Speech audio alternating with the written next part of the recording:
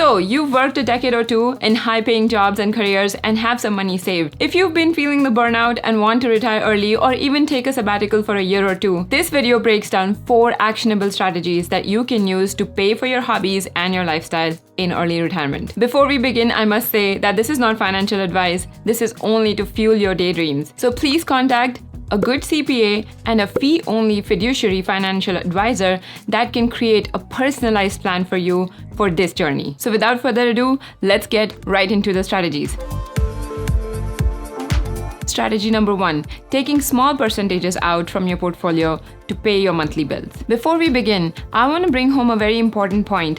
Consolidation of wealth. Most of us have wealth spread across different types of asset classes. Sometimes it can be in crypto, some in individual stocks, and some in real estate that's not even generating any income. When calculating your net worth for an early retirement scenario, we want this wealth to be as homogeneous as possible. And I will be talking about index fund strategies. That means you might have to think about selling these individual stocks and some of the crypto assets and start investing it into index funds so you can actually benefit from strategy 1 that we are going to talk about right away. Personally, I've been working on this consolidation strategy for the last 2 to 3 years, so it can be a little bit of a lengthy project. We have sold our house and we have been liquidating our individual company stock that we had acquired over the years. That gives me confidence to put most of the money in a 3-fund index fund portfolio, and then I'm able to take small percentages out every single year to fund my lifestyle. It's also important to discuss how much money would you exactly need to retire? Especially in early retirement, the numbers can be a little bit different. So for example, if your household expenses are $50,000 per year, that means a rule of thumb says that you want to multiply that by 25,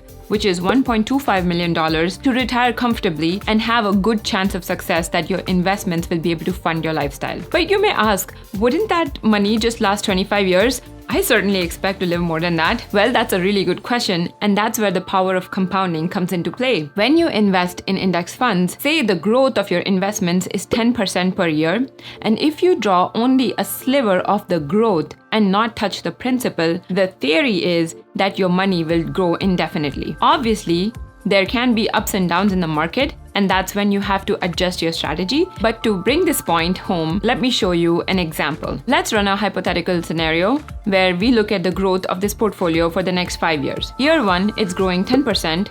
Year 2, it's growing 12%. Year 3, it grows 9%.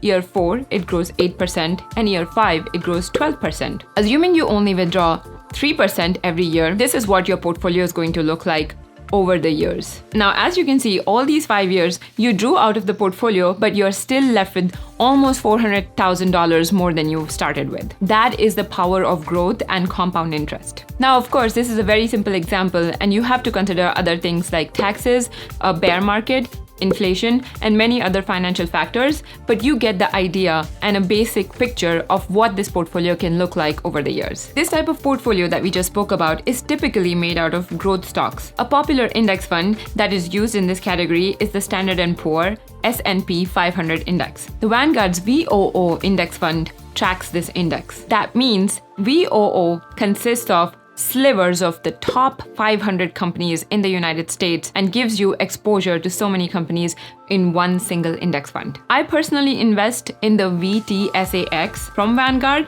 because it gives me exposure to more than 3,000 companies. Also, Vanguard has some of the lowest expense ratios, which means that the fees that you pay to invest, say $10,000, is just $4. That makes it an expense ratio of 0.04%.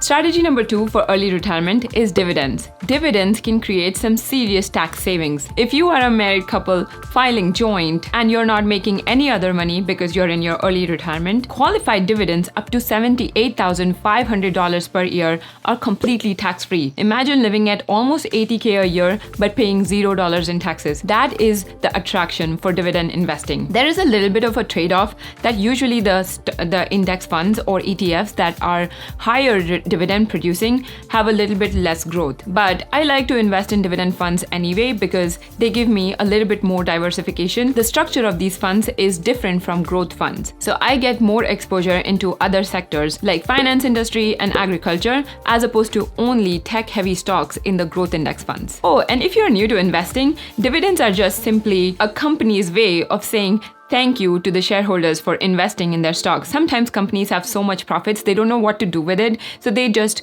give dividends to their shareholders. By no means are these companies liable to provide these dividends, and that's why you want to pick the stocks of the companies that have a good history. There are certain companies that have a history of providing dividends in the last 25 consecutive years. Those are called dividend aristocrats. And better yet, the companies that have been providing dividends for the last 50 years are called the dividend kings. Consumer staple companies like Coca-Cola, 3M, Genuine Parts, Johnson & Johnson, Procter & Gamble have been providing dividends to their shareholders for the last 50 years. If you want to go to the ETF route, the ProShares S&P 500 Dividend Aristocrats ETF or the Vanguard's VGI are some great examples of high-yielding dividend funds.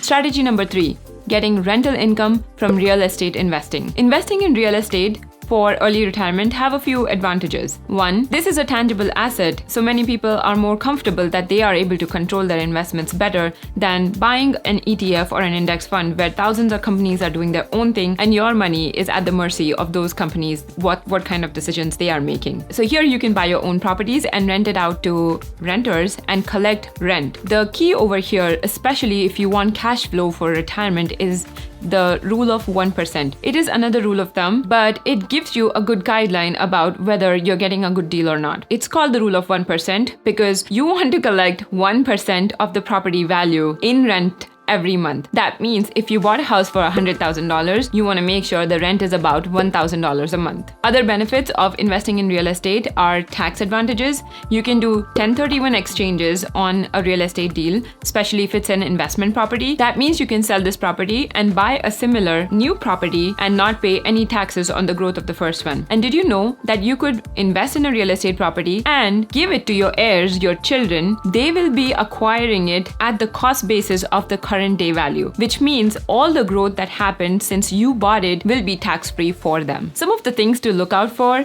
especially for beginner real estate investors, is to stay away from Class D neighborhoods and sometimes even Class A neighborhoods. Class A neighborhoods can be too expensive and Class D can be hard to manage. So stay in the ballpark of Class B and C neighborhoods.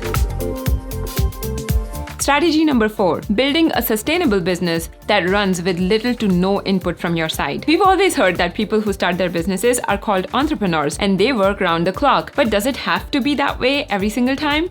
I don't think so. There are many ways to create a business that is so sustainable that it requires processes instead of people. Before starting a business, think about the following questions. What is your end goal in creating this business? When you're thinking about a goal, you can create revenue, scale, and size goals for your business. That will also help you understand how much of your input goes into it, because if your end goal is to create passive income for yourself, you will start hiring from day one. The next thing you can ask yourself is how can you make yourself redundant and replaceable in the business? What happens if you step away from it? For a week, for a month, even for a year, can the business work or will it implode without you? Answering these questions early on can keep the quality of the products and the business high without much of your involvement. Number 3, use technology to automate as many processes as possible. Whether it is bills or payroll, use really good products and spend more money on certain tools that can create automation in your business and reduce points of failure. Keep testing this structure. Keep taking mini breaks from the business, walking away from it, and see if something breaks inside it and try to fix it and automate that process. And the last question you can ask yourself is this business modular enough that you're able to sell it one day? If you answer all of these questions and iterate on your business, you are creating it in such a sustainable way that eventually it can get on a maintenance mode and all you have to do is collect profits. If you want to learn more resources about this kind of a business, please read The E-Myth Revisited by Michael Gerber and The 4-Hour Workweek by Tim Ferriss.